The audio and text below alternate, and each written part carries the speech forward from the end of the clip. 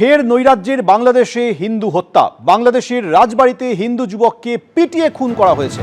অর্ণব মুখোপাধ্যায় আমাদের প্রতিনিধি টেলিফোনে রয়েছেন। অর্ণব, দীপু চাঁদ দাসকে খুনের পর ফের একজন হিন্দু যুবককে পিটিয়ে খুন করা হলো। একদমই, দেখো, যেটা নাম পাওয়া যাচ্ছে অমৃত মণ্ডল ওরফে সম্রাট, এবং তার বিরুদ্ধে কিছু অভিযোগও রয়েছে। স্থানীয় থানার পুলিশ যেটা জানিয়েছে যে এর আগে তার বিরুদ্ধে অভিযোগ ছিল এবং তিনি হচ্ছেন এখানে চাঁদাবাজি করতেন, অর্থাৎ যাকে তোলাবাজি বলা হয় সেই তোলাবাজি তিনি করতেন এবং একটি বাড়িতে যখন গিয়েছিলেন সেখানে লোকজনকে মারধর করেছিলেন এবং তারপরে ডাকাত বলে ডাক দেওয়া হয় এবং স্থানীয় বাসিন্দারা ছুটে এসে তাকে মারধর করেন এবং তার মৃত্যু হয়। কিন্তু এই অমৃতের মৃত্যু নিয়ে বেশ কয়েকটি প্রশ্ন আসছে। একটা প্রশ্ন হচ্ছে যে যদি তিনি এই ধরনের চাঁদাবাজি করে থাকেন বা তোলাবাজি তিনি করে থাকেন, সেক্ষেত্রে পুলিশ প্রশাসনের আগে থেকে ব্যবস্থা নেওয়া উচিত ছিল, কিন্তু এরকম মব জাস্টিসের কেন শিকার হতে হলো সেইটা নিয়ে স্বাভাবিকভাবে একটা প্রশ্ন উঠছে। একদিকে দীপু চন্দ্র দাস, তারপরে ফের এরকম একজনের মব জাস্টিসের মৃত্যু, সেইটা নিয়ে কিন্তু প্রশাসনের দিকেরই আঙুল উঠছে। ধন্যবাদ। শহরের পাশাপাশি এবার আপনাদের দেখাবো জেলার ছবি। বীরভূমের শান্তিনিকেতনে নিয়ে যাবো আমাদের প্রতিনিধি ভাস্কর মুখোপাধ্যায় রয়েছেন। শান্তিনিকেতনে ক্রিসমাসের ছবি দেখছেন।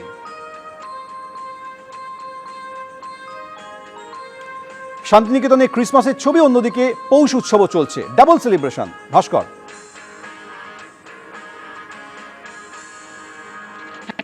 এখানে পৌষ মেলা একদিকে যেমন, তাদের শান্তিনিকেতনে পৌষ উৎসব একইভাবে দুটি চলে এবং 7ই পৌষ যখন মেলার উদ্বোধন হয় একইভাবে পৌষ উৎসবের উদ্বোধন হয় এখানে।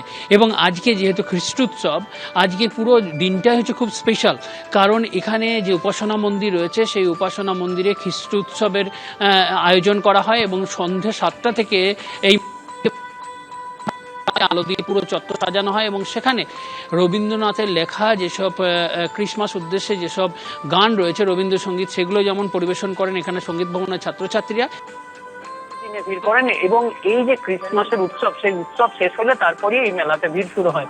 এখন রাত্রি প্রায় 11টা, ভিড় হয়তো কমতে শুরু করেছে, কারণ প্রবল ঠান্ডা শান্তিনিকেতনে এবং সেই ঠান্ডার জন্যই কিন্তু আজকে ভিড় কমতে শুরু করেছে। কিন্তু মেলা কিন্তু এখনো চলছে, কারণ মেলাতে যে অনুষ্ঠান মঞ্চ রয়েছে সেখানে কিন্তু সারাদিন সকাল থেকে বিভিন্ন অনুষ্ঠান চলে এবং রাতে হয় যাত্রা। এই যাত্রা দেখতে দূর দূরান্ত থেকে গ্রামবাসীরা সেখানে এসে ভিড় করেন, সারা রাত তারা মেলায় থাকেন এবং যাত্রা শুনেন। এবং তাই বলা চলে যে এই মেলা কিন্তু বন্ধ হয় না, একদম ভোর পর্যন্ত এইসব বিভিন্ন অনুষ্ঠান চলে এবং তারপর সেই অনুষ্ঠান শেষ হয়, তারপর মানুষ এক এক করে ফিরে যায়। এবার মেলা হচ্ছে 4 দিনের জায়গায় 6 দিন, 2 দিন বাড়ানো হয়েছে। তাই সাধারণ মানুষ খুব খুশি।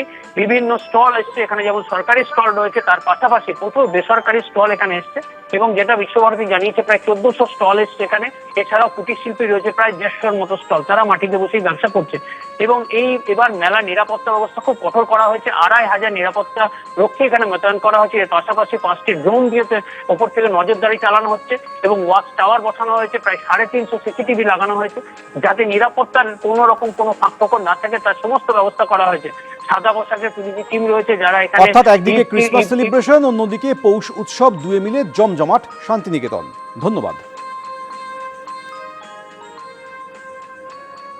এবার দেশের বিভিন্ন প্রান্তের ক্রিসমাস সেলিব্রেশনের ছবি আপনাদের দেখাবো। দেখুন দিল্লির ছবি।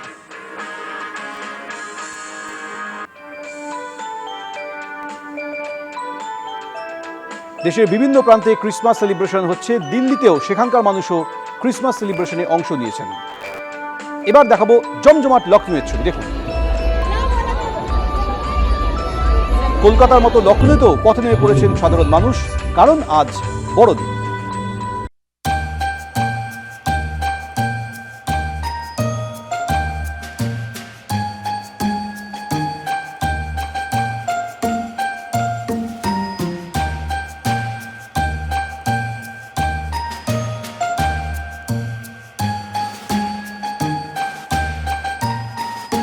এবিপি আনন্দ, এগিয়ে থাকে, এগিয়ে রাখে।